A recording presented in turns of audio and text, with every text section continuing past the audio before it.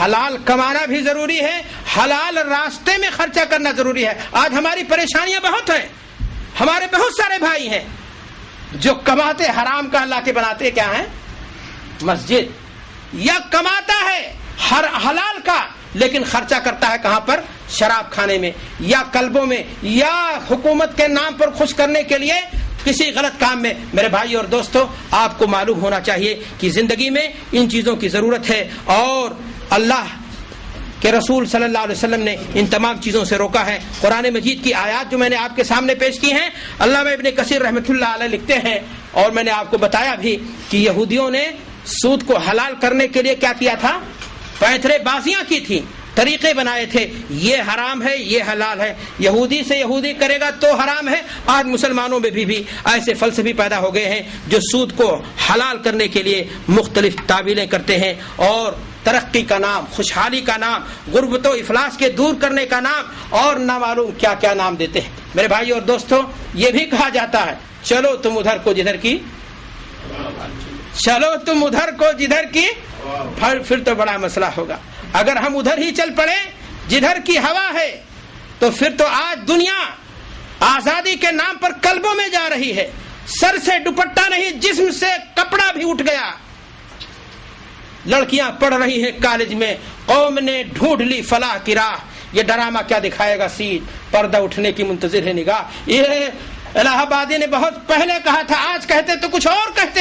کیا آپ بھی ان چیزوں کو اپنے لیے گوارا کر دو گے؟ زمانے کے ماحول کو، حالات کو بدلنا ایک مسلمان کی ذمہ داری ہے، اور اگر آپ کہتے ہیں کہ جدھر کا رخ ہے ادھر چل پڑو، تو اللہ تبارک و تعالیٰ نے نبیوں کو کیوں بھیجا؟ شریعتیں کیوں نازل کی؟ انبیاء کیوں آئے؟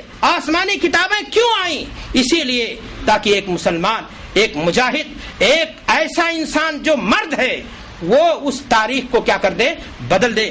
آپ حق پرستوں کی نہیں، باطل پرستوں کی تاریخ دیکھ لیجئے۔ جب قربانیاں دی گئی ہیں تو ان کی قربانیاں رنگ لائی ہیں۔ جی ہاں، مارکس نظام کو جا کر کے دیکھیے، روس کے اندر ایک انسان جس کی زندگی کو عذاب سے بھر دیا گیا، جو تڑپ کر کے دنیا سے مر گیا، لیکن اس نے قربانی دی اپنے منہج پر، اپنی سوچ پر، اپنے فکر کے لیے۔ جب اس نے اپنی جان تک کو قربان کر دیا تو اسی روس کے اندر مارکسی نظام، ایک انقلاب آ گیا۔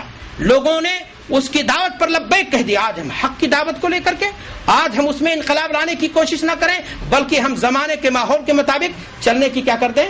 کوشش کر دیں، اور کہیں چلو تم ادھر کو جدھر کی ہوا ہو۔ میرے بھائی اور دوستوں، میں نے آپ سے کہا کہ زمانے کی تہذیب کو، رنگ کو بدلنا یہ ہماری ذمہ داری ہے، اسلام کی ذمہ داری ہے۔ ہمیں طریقہ معاشرت کو بدلنا، معیشت کو بدلنا، زمانے کے رخ کو بدلنا، زمانے کے ہوا کو بدلنا، یہ ہم سب کی ذمہ داری ہے۔ میرے بھائی اور دوستو، میں نے آپ کے سامنے سود کی حرمت کے اسباب بیان کیے، سود کے نقصانات کو بیان کیا کہ سود کے نقصانات اخروی طور پر کیا ہیں۔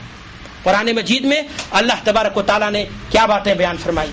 جہنمی ہے ایسا انسان، اور ایسا انسان اس کا پیٹ بڑا کر دیا جائے گا، اٹھتے ہی مخبوس الحواس ہوگا، اور ایسا انسان اللہ کا باغی ہے، اور ایسا انسان رسول کا کیا ہے؟ باغی ہے، اللہ کی رحمت سے دور ہے، اور دیگر چیزیں ہم نے آپ کے سامنے بیان کی۔ لیکن میں اب آپ کے سامنے یہ بتانا چاہتا ہوں کہ سود کے دنیاوی نقصانات کیا ہیں۔ سود کے نقصانات صرف اخروی ہی نہیں ہیں، بلکہ سود کے نقصانات دنیاوی بھی ہیں۔ میرے بھائی اور دوستو، سود کے نقصانات دنیاوی طور پر اگر دیکھیں گے تو یہ بہت بھیانک ہے۔ آپ کو میں بتانا چاہتا ہوں کہ سود کا پہلا نقصان اخلاقی نقصان ہے، اخلاقی گراوٹ۔ آپ کو پتا ہے اخلاق و کردار کی بلندی کی تعلیم اسلام دیتا ہے، اور اخلاق و کردار کی بلندی اگر کسی انسان کے ہاں ہو تو اسی چیز کو اسلام تقویٰ کا نام دیتا ہے۔ اور وہ چیز، وہ معاملہ جو انسانیت کو برباد کر دے، اخلاق کو کرش کر دے، معاشرے کو قلق اور اضطراب میں ڈال دے، محبت باہمی کو چھین لے، روح محبت انسانیت کیا ہو جائے، دم توڑ دے وے، ان تمام چیزوں کو اسلام کیا کرتا ہے؟ کنڈم کرتا ہے۔ اور آپ سے جیسا کہ میں نے عرض کیا کہ سود کے تعلق سے اگر آپ دیکھو گے کہ سودی کاروبار جب کوئی انسان کرتا ہے تو اخلاقی گراوٹ کی انتہا کو انسان پہنچ جاتا ہے۔ معاشرے کے اندر ایسا انسان بھلے बड़ा इंसान नजर आता हो, लेकिन इज्जत जो दिल से होती है उसके लिए लोगों के यहाँ क्या होती है, मबगूज होता है, वो लोग उसको मोहब्बत की निगाह से नहीं देखते हैं। मेरे भाई और दोस्तों, मैंने आपसे बताया कि ये सूद का अखलाकी नुकसान है, और सूद का इज्तिमाई और तमद्दुनी नुकसान अगर देखेंगे तो आप जान लीजिए कि जिस मुआशरे के अंदर, जिस समाज के अंदर, जिस कॉलोनी के अंदर, जिस मुल्क के अंदर सूद का बोलबाला हो जाए, सूद का चलन आम हो जाए, तो उसके अफराद में खुलूस नहीं रहता, और नतीजा ये होगा कि कोई भी काम हो, इंसान बिला अपने फायदे को सामने रखे हुए रहम दिली की बुनियाद पर, इंसानियत की बुनियाद पर, मोहब्बत की बुनियाद पर कोई किसी के काम आने वाला नहीं है। मुआशरा भी क्या हो जाता है, जन्नत नजीर होने के बजाय मुआशरा जहन्नम की मिसाल बन जाता है। तो सूद के ये इज्तिमाई नुकसानात भी हैं, और सूद के अगर मुआशी नुकसानात और इक्तिसादी नुकसानात, जैसा कि हमारे भाई फाजिल भाई शेख शमसुज़्ज़मा ने शुरुआती कलमात में, इन्होंने तमहीद में जो बातें कही थी बड़ी अहम कही थी कि अगर सूद के ताल्लुक से माशी तौर पर आप देखेंगे, इक्तिसादी तौर पर देखेंगे तो उसके नुकसानात बहुत ज़्यादा है। आज पूरी दुनिया कसाद बाजारी का शिकार है, आज पूरी दुनिया में इक्तिसाद परेशान है, इक्तिसादी बहरान से पूरी दुनिया क्या है, दो चार है। और उसके पीछे अगर आप देखोगे तो जो वजह खुल करके आएगी, सबसे बड़ी वजह वो यही है कि आज पूरी दुनिया सूद की लानत से क्या हो चुकी है, दो चार है, और उसी की नहूसत है जो कसाद बाजारी की शक्ल में ये और इक्तिसादी परेशानी की शक्ल में आज दुनिया के सामने है। इक्तिसादियात के एक स्पेशलिस्ट ने कहा था कि सूद इक्तिसादी जिंदगी के लिए एड्स की तरह है। ये हमने नहीं कहा, उन्हीं के माहिरीन ने, अमेरिका के माहिर ने, जो इक्तिसाद का माहिर है, वो अपने इस इक्तिसादी प्लान के बारे में कह रहा है कि सूद जो है इंसानी जिंदगी के लिए, इक्तिसाद के लिए सूद बिल्कुल एड्स के मानिंद है, जो उसकी दिफाई कुव्वत को क्या लगा देता है, घुन लगा देता है। देखने में बड़ा सुहावना है, लेकिन कुव्वत अंदर से क्या हो जाती है, बर्बाद हो जाती है, और गड्ढे में इंसान क्या होता है, चला जाता है। अमेरिका को आप देख लीजिए, जो सरमाया निजाम का चौधरी है, सबसे बड़ा डाकू और गुंडा, आप उसको देख लीजिए, सबसे बड़ा अलंबरदार है किस चीज का, सरमायादाराना निजाम का। उसका हाल देख लीजिए, आपके सामने है। आप लोग इन चीजों को हमसे ज्यादा जानते हैं, हम तो एक आलिम दीन ठहरे, आप लोग उसी मैदान के हैं।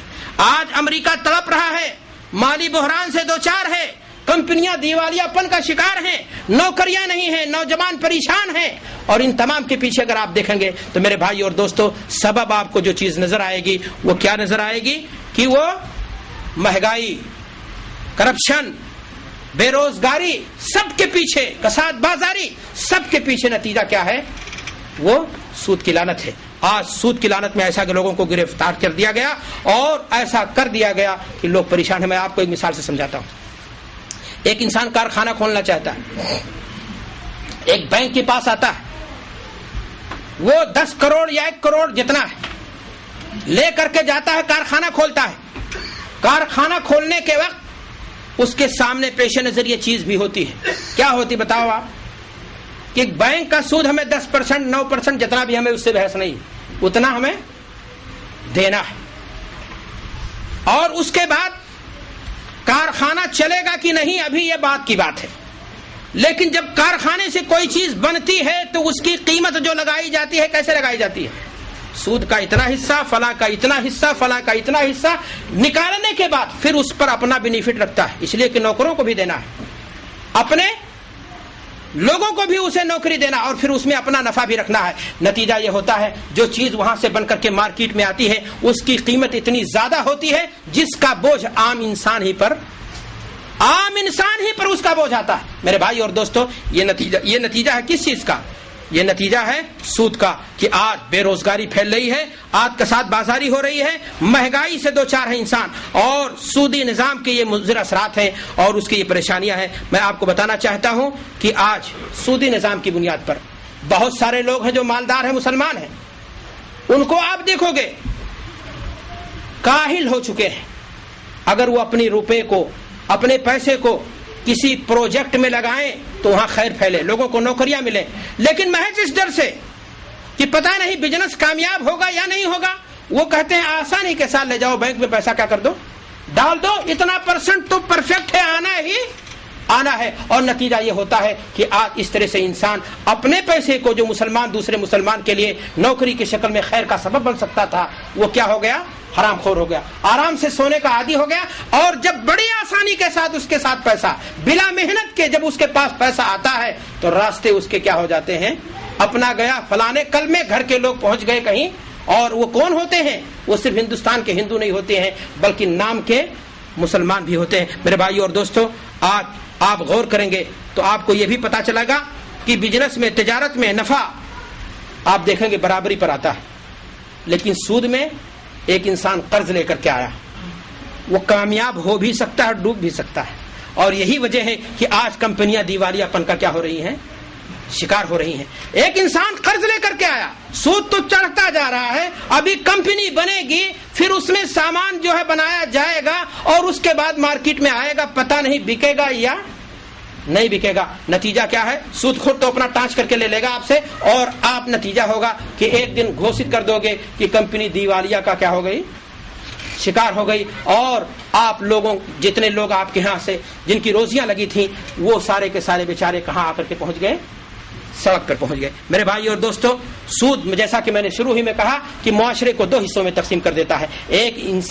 ایک معاشرہ غریبوں کا, اور ایک معاشرہ مالداروں کا. مالدار سے مالدار ترین ہوتا جاتا ہے, اس لیے کہ اس کے پیسے کا سود در سود, گنا در گنا اس کے پاس آتا ہے. اور غریب قرض لے کر کے آتا ہے, لاکھ کماتا ہے, لیکن اس کے پاس جو کمائی ہوتی ہے سود اسے دینا ہے 10%, پوری کمائی اس کی ہوئی 9%. نتیجہ کیا ہوا؟ وہ 1% اور بڑھ گیا.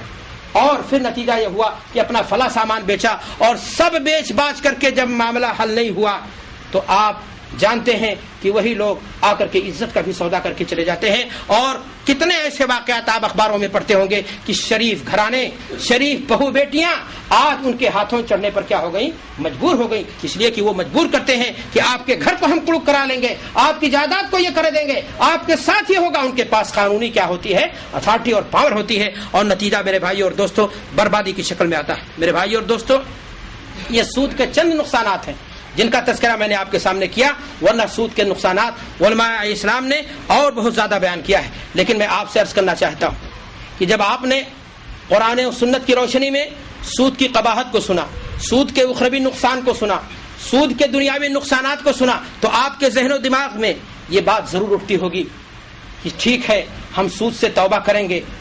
اللہ نہ کرے ہمارے سامنے بیٹھے ہوئے یہ مبارک چہرے, ان میں بھی کچھ لوگ ایسے ہوں جو کہیں نہ کہیں سودی کاروبار میں کیا نام ہے تھوڑا یا زیادہ شریک ہوں. اللہ ہم سب کو توبے کی توفیق دے دے.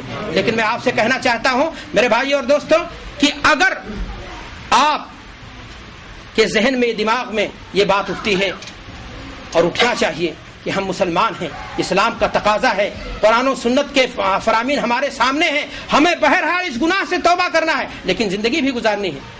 سرمایہ پیسہ زندگی کی کیا ہے؟ ایک ضرورت ہے. تو سوال اس بات کا ہے کہ اگر ہم سودی کا بینکوں سے اپنا رشتہ توڑ لیں, سودی کاروبار سے ہم اپنا رشتہ توڑ لیں, تو راہ نجات کیا ہے؟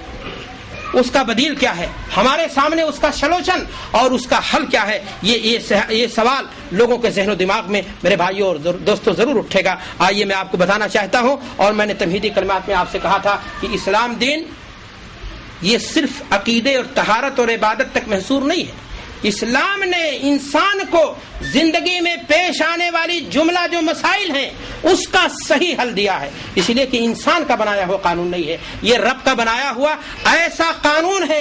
قانون اور دستور کی وہ اتھارٹی اور کتاب ہے جو رہتی دنیا تک کے مسائل کو اپنے سامنے اپنے اندر رکھتی ہے. تبیان لکل شیء, اس کے اندر ہر چیز کا کیا ہے؟ بیان ہے. میرے بھائی اور دوستو, اگر آپ اور ہم سرمایہ دارانہ نظام اور سودی بینکوں سے انٹرسٹ کو ختم کر دیں تو پھر ہمارے سامنے شریعت اسلامیہ نے طریقے دیے ہیں, اور ان طریقوں کو بیان کرنے کے لیے بلا شبہ ایک محاضرہ نہیں کئی محاضروں کی ضرورت ہے. اس ہم مختصر سے وقت میں آپ کو ان تمام طریقے اور راہ نجات آپ کے لیے اور اس کا بدل پیش کرنے کے لیے ہم آپ کے سامنے اگر کھڑے ہوئے ہیں تو میرے بھائیوں میں صرف یہ کہنا چاہتا ہوں کہ جواب یہ بہت ہی تفصیل طلب ہے, لیکن میں آپ کے سامنے اس مجلس کے اندر عام فہم اسلوب میں اتنا ضرور کہہ دینا چاہتا ہوں کہ مذہب اسلام نے ہماری جو اس سلسلے میں رہنمائی کی ہے وہ سودی قرض کے بدلے میں جو ہماری رہنمائی